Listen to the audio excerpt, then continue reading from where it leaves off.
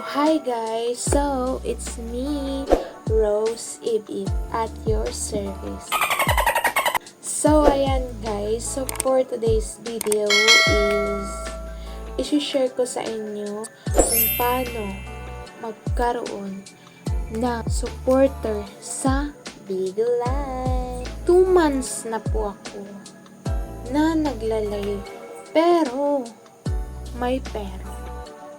Wala pa din po akong supporter. So, ayan guys. So, for today's video is I am sharing with you the easiest and effective tips paano magkaroon ng supporter sa Bigo Live kahit baguhan pa lang. So, ayan guys. Huwag na akong magpaligoy-ligoy pa. Let's go to the video. So, ayan guys, yung first tips kung paano magkaroon ng supporter sa Bigo Live content. Yung first step guys is dapat meron kang content.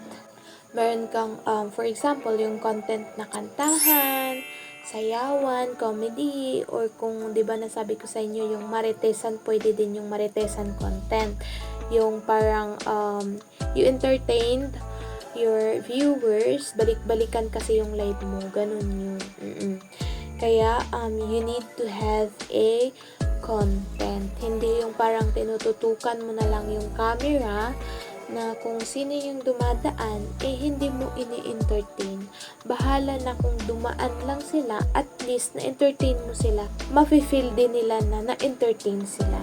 At saka para mako-curious sila na, uy, nadaanan ko lang yun, pero in-entertain ako. Kaya, balikan ko yung live na yun. So, ayan, yun kasi yung benefits, guys. At saka, susuportahan ka ng mga viewers mo.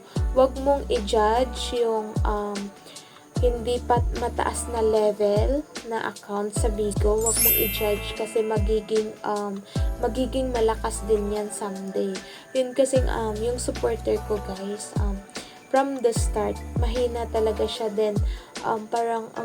Parang kinalaunan, naging na siya, malakas. Parang nasa na siya level 40. So, ayan, parang naano din yung iba kasi, parang na-inspire din yung iba kasi, sabi ko sa kanila na wag mong i-judge kung mababa pa yung level niyan ngayon kasi someday siya yung magiging supporter mo.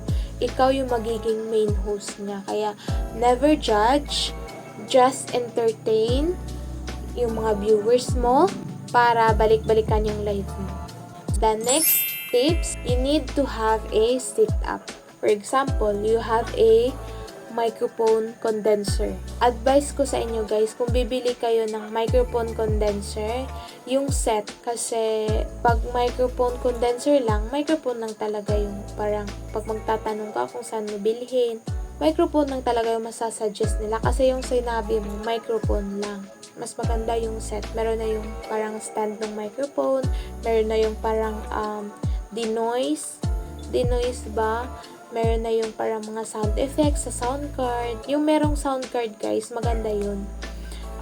Pwede kayo bumili sa TikTok, sa Shopee. At saka guys, kung bibili kayo guys, dapat yung good reviews naman. Huwag nyong bilhin kung hindi nyo alam yung reviews. Dapat alamin nyo muna yung reviews, ilan yung rates ng reviews. Para, for example, 5 rates yung reviews ng mga nakabili. So, ayan, legit din siya. So, ayan, bilhin mo na. Bili kayo ng setup. Maganda kasi na you need to level up your content, or kung gusto nyo, wala kayong mga setup or yung mga, yung background, yung sa background nyo, sa mic nyo, pwede naman kayong gumamit dun sa Bigo. Madami naman. Yung pwede kang kagamit ng mic. Di ba? Parang naging ka din sa mic. Parang naging nag-ano ka din sa mic, di ba? Parang nag-mic ka lang. Tapos, meron din doon sa Magic. Meron doon na parang background na parang disco light. Dapat prepare nyo yung setup nyo. That is very important, guys. So, ayan. The third tips na ba tayo? Kung mag-solo live kayo, mag-multi din kayo. Maganda, guys. Parang I suggest to you na mag-multi kayo kasi madaming nakaka-up. Madaming may entertain mo, madami ka magiging friend. Oo, kaya parang multi, madaming makaka-join ng live mo when you are in multi. Madami ding dumadaan kasi famous kasi pag magmumulti ka. Pwede ka magpipake din sa multi mo. Oo. Pwede mong lahat, mag-a-up kasi yan sila parang, 'di ba, yung first question mo, interview mo talaga sila kung taga saan sila, kung bakit nandito sila sa Bigo. So, ayan, parang, you need to find ways kung paano sila entertain. Oo. Wag puro solo live lang, wag puro multi lang, parang nyo lang yung dalawa, or kung gusto nyo mag-audio live, kung gusto nyo mag-ML, yung parang isang batalyon. Magkakaroon ka kasi ng barkada if you are good in entertaining people, di ba?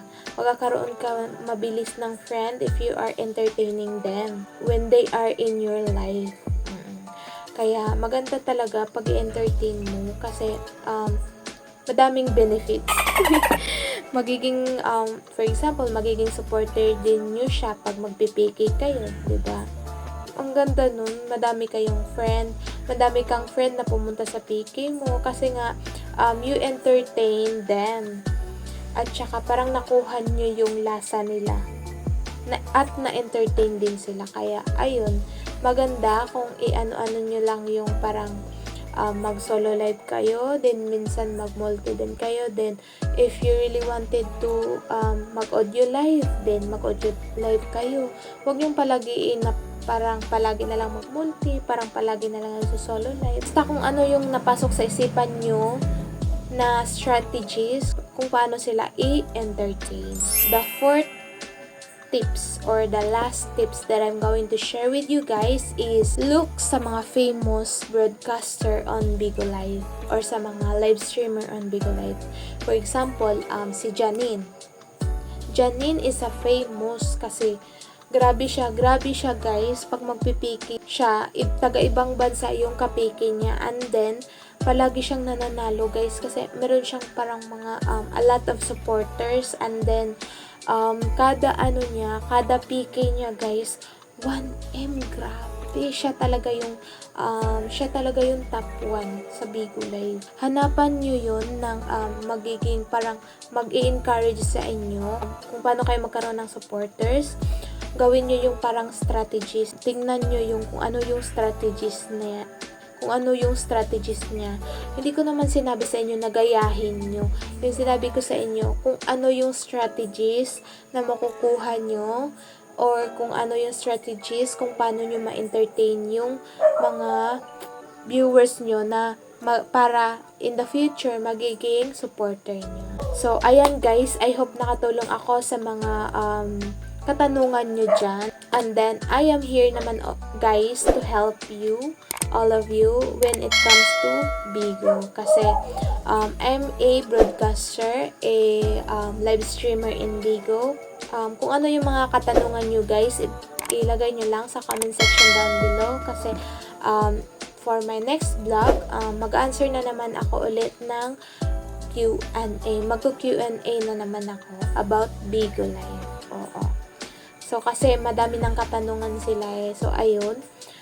Don't mind the background music, kung ano yung mga naririnig nyo, kung ano yung mga parang hilik na naririnig nyo kasi natutulog na kasi yung mama ko. So, ayan guys. Thank you for watching. Don't forget to subscribe to this YouTube channel, Rose It It. And then, don't forget to subscribe also sa mga YouTube channel ko guys.